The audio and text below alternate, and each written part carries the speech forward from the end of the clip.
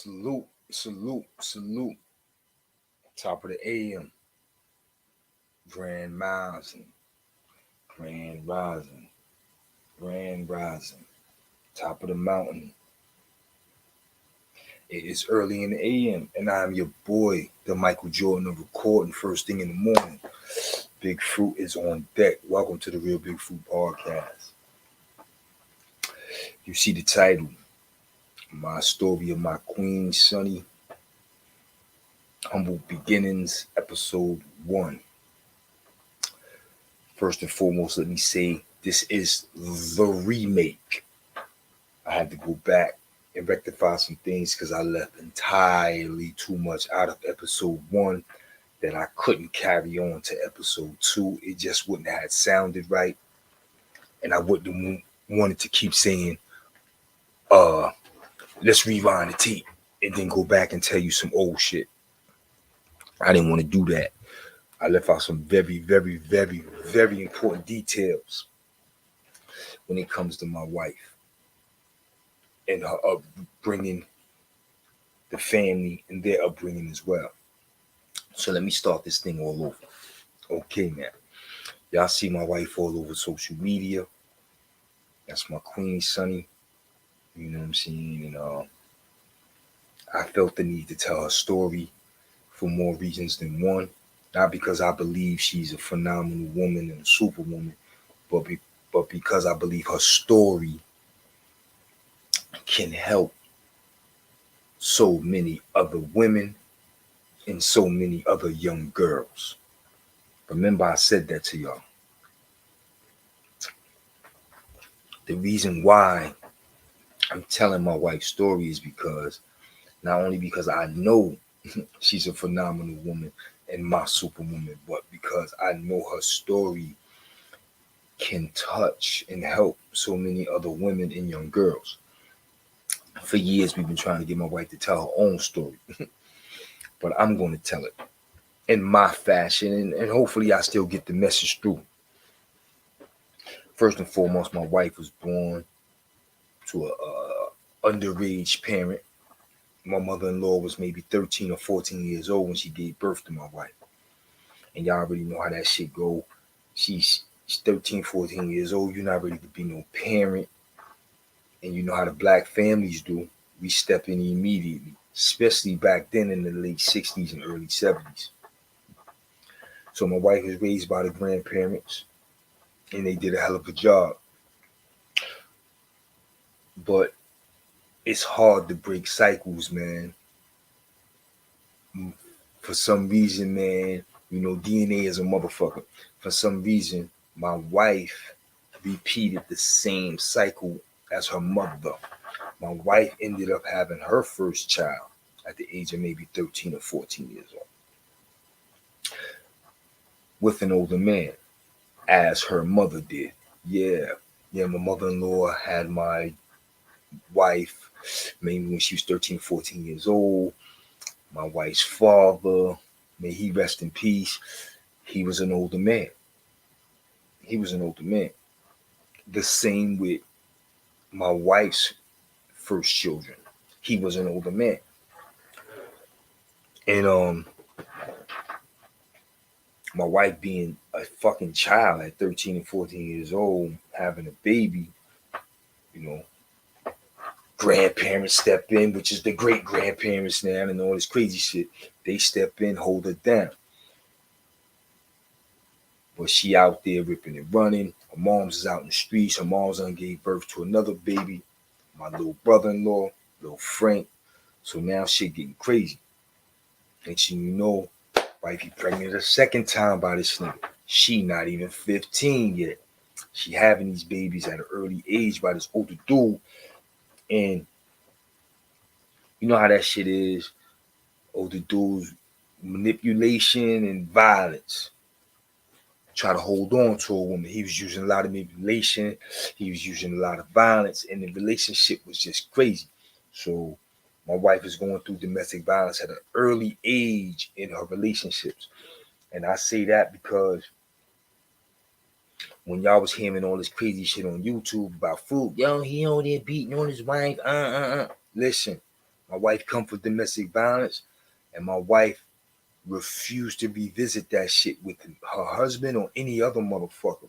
You understand what I'm saying? My wife refused to let a nigga put her hands on her. Straight jacket. So all that shit about Fruit beating on his wife, that shit was cap. And for those that know me and my wife, y'all know that shit was cap. It just was disgusting that people had to put those lies out there.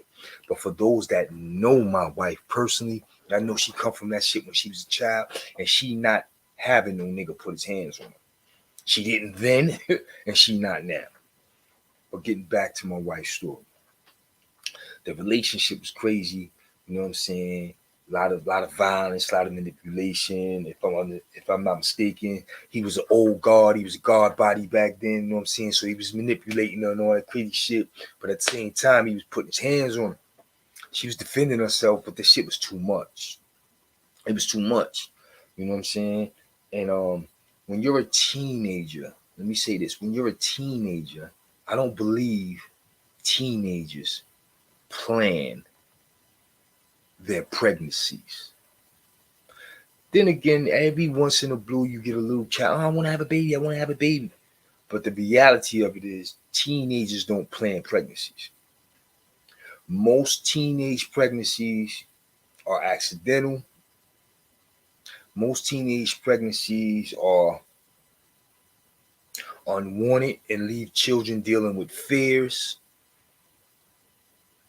But the reality of it is, they're not planned. So here it is. My wife got 2 kids by this dude. She 15, 2 kids by this dude. She take her moms in because her mom's in the street. My wife been taking care of her mother since she was 15. She ain't leaving her moms out in the street.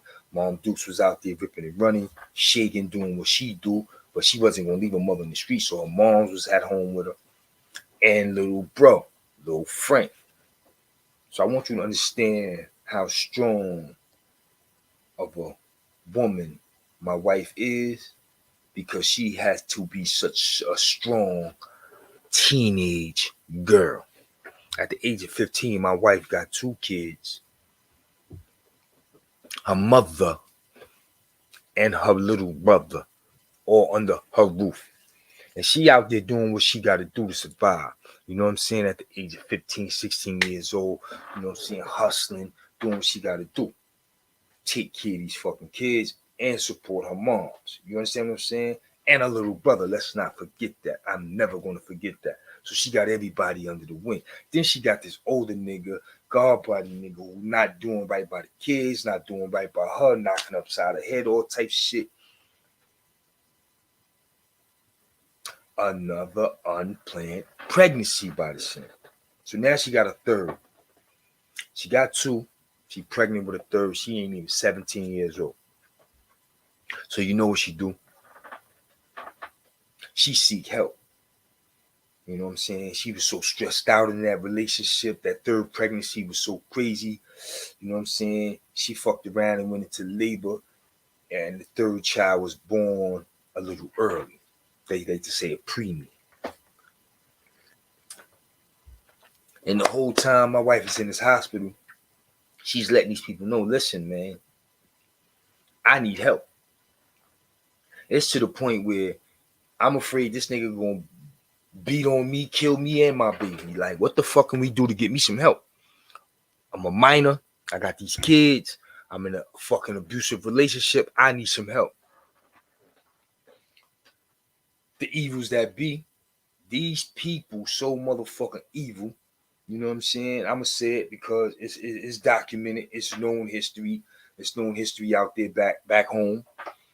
These evil motherfuckers, somehow, some way, because my wife was a minor. She was 16, maybe 17, on her third child.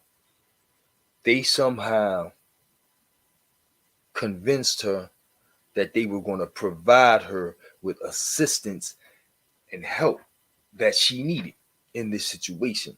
And she fucked around. They passed her some papers. She signed some papers.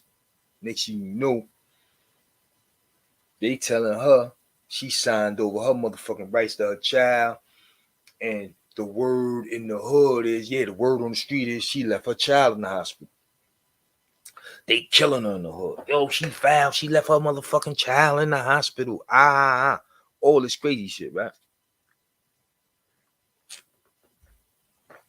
Behind her back, trust and believe. Behind her back, never to her face. You know what I'm saying? Because wifey was one to put it down and she had to. You know what I'm saying? She was well known, well respected in the hood. So a lot of that shit was done behind her back. You know what I'm saying? But the reality of it is, it happened. They kidnapped her fucking child and accused her of leaving her child and then smeared her in the street. That shit happened. And my wife had to go through that. That's why I tell you my wife is resilient. That's why when I was going through all this crazy shit on YouTube, niggas lying, niggas accusing me of all types of crazy shit, she was like, nah, we too resilient for that. We gonna weather this storm because we are the storm. I said, you know what, you right. And here I am today still doing what I do, and them niggas is long gone with they bullshit and they lies. But anyway, they smeared my wife. Yo, she left her child in the hospital. All this other crazy shit. So she went through it. So now, she got 2 kids at home. They done kidnapped one of her kids. She's still in this fucking relationship. She got her moms. She got a little bro. Shit with little bro getting hectic. Little bro growing up. He coming of age. He out there playing ball. Mom Duke still ripping and running the streets. Now it becomes a concern for little bro. The family's worried about little bro. Different family members think down south wanted to get involved. Send little bro down south. Nah. Little bro loved his little sister. My wife loves her little bro. And here it is. My wife had to step up. And I have to say, she had to legally become his guardian. Like, she had to step up and hold him down. She was not trying to let her little brother go anywhere. So she raised her little brother at home in the town of Beacon, where they from, with their roots in Harlem. You know, I like to say that. You know what I'm saying? My wife is from Dutchess County, Beacon, New York. Don't let the 845 area code fool you. You know what I'm saying? Because she got roots in Harlem. She very, very, very much about it. Don't get it fucked up. So she's not letting her little brother Frank go. So my wife got her 2 kids, her brother Frank, and her mom. She holding it down, doing what she got to do. She's not letting her brother go. So she raised her little brother too. Now, I'm telling you what type of person my wife is, what type of woman she was. She cared for people. She loved people and she nurtured. All that shit about her leaving her baby and child was her child in the hospital was ludicrous. How dare they say that about a woman like that? That's not cool. Motherfuckers kidnapped the child, tried to cover it up. But we gonna get back to that because my wife went back and got her motherfucking child. Real talk. So as the years progress, wifey ends up getting with another dude, having 2 more kids. Yeah, she just spitting them out. She had 2 more kids by a nigga. He ends up to be the same nigga, or if not worse. So now she got 4. But she holding it down. She holding it down. You know what I'm saying? It's the late 80s, early 90s. Crack epidemic shit is booming. She got work on the street. She making it happen. She doing what she got to do to feed her kids. You know what I'm saying? Straight jacket. She ain't out on the block selling no pussy. You know what I'm saying? But she on the block making it happen. She got to feed her motherfucking kids, and kids come first. You know what I'm saying? So she on the block hustling, back in the crib with the motherfucking kids. My wife did a great job raising her motherfucking kids on her own. Straight jacket. You know what I'm saying? And when you got 4 kids,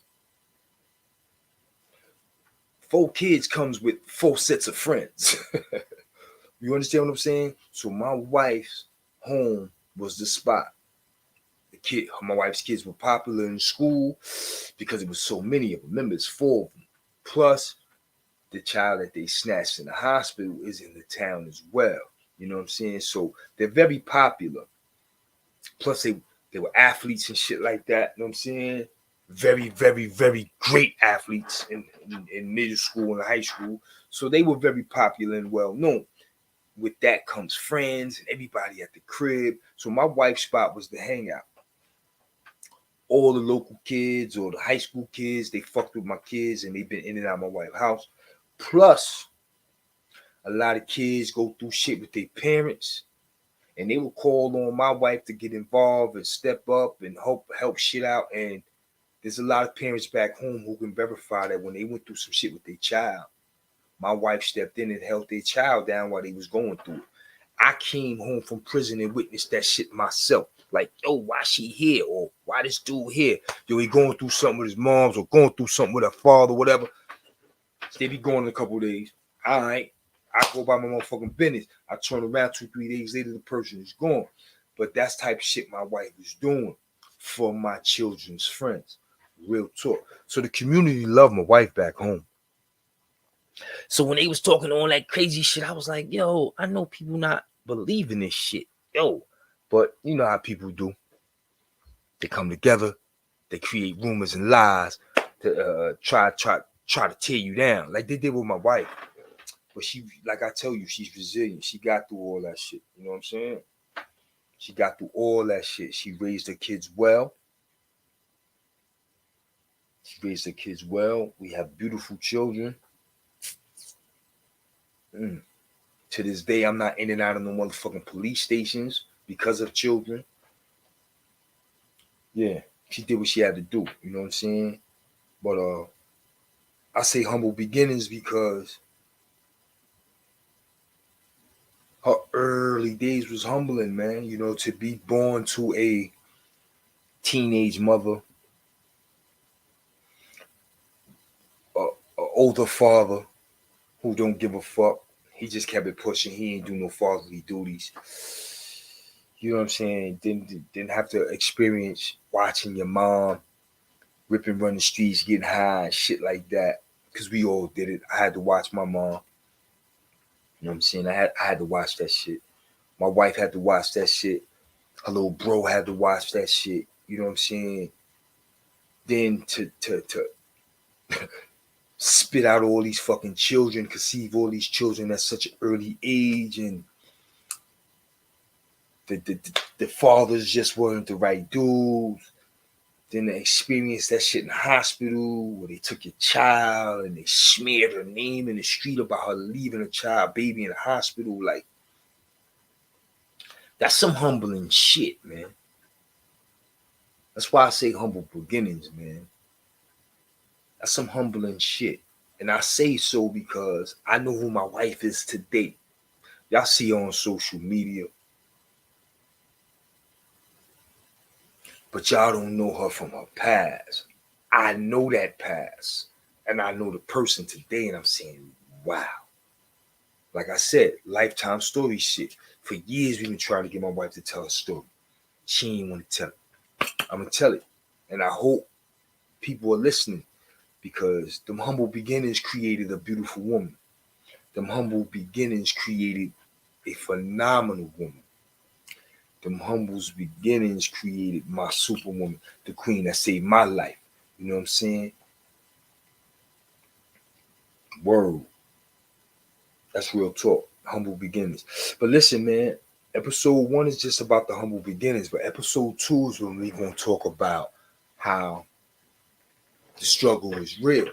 Because I told you, man, she had these kids in the 80s, man. So now we talking late 80s, early 90s, crack epidemic shit is booming out there.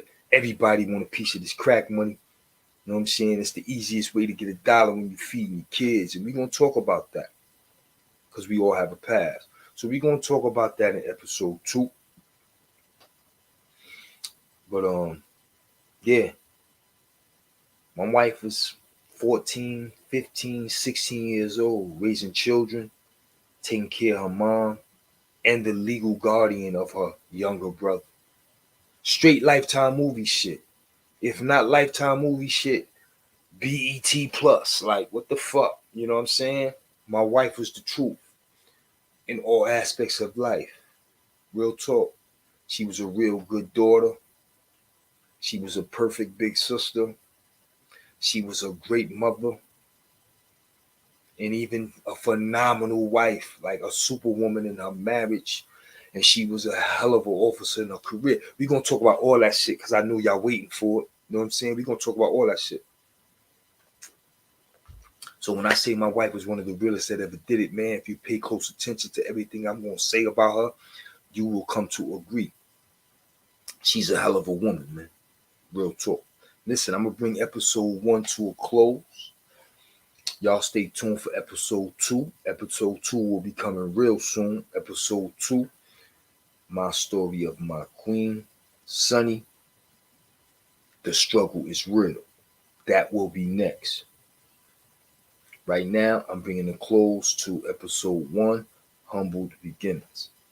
So until next time, man, y'all stay up and y'all stay tuned, because I'm going to make this a blockbuster. It's a 5-part series. That was only part 1. Part 2, we're going to get into some things. Yeah. We're going to get into some things, man. Real talk. Listen, I'm going to bring this to a close. And y'all stay tuned.